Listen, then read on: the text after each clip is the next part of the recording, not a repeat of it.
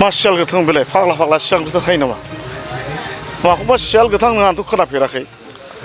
सारा पृथिबियाव आङो सियाल गोथां होननाय माने निला हियाल ब्लु फक्स बिटिसिआव दंबा बिथाङा प्रिजार्भ खालामनानै दोनथों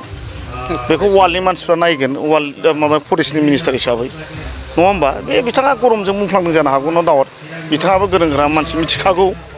खिन्थु बेना गरमजों बुंनाय बेखौ आलाय माथो बुंबावनो आरो गोसो जानानै बुंथारदोंब्ला बिथाङा बे बिटिसि एरियानि हाग्रानि गेजेराव दंब्ला सियाल गोथाङा प्रिजार्भ खालामनानै दोननाया दरखार दं रिभिनिउ मोनगोन वार्ल्डनि मानसिफ्रा नायफैजोबगोन आंथ' खोनाफेराखै ब्लु फक्सखौ नोंसोर खोनादों नामा खोनाफेरबाय हो बबा फाग्ला फाग्ला सियाल गोथां थाबाय बानांगौ दे ओरैनो बुंदों बे गरमजों बुंफ्लांदों जेबो नङा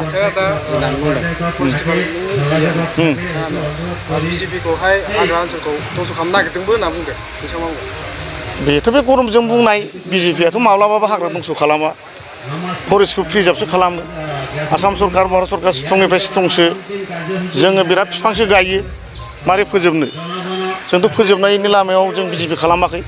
जोङो डेभेलपमेन्ट जोङो भारतबर्षखौ मारै बासायनो आरो जोङो डेभेलपमेन्टखौ मारै खालामनो हायो बे उद्देश्यखौ लानानैसो जों बिजेपिआव हाबदों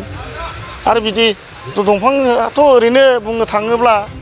सिगांनि बादि गैखाला थेवब्लाबो बिजेपिआ बेखौ हमथानायनिसो आखायाव लादों खुनु बिदि हाग्रा फोजोबनायनि जेबो उद्देश्य गैया बिजेपिआ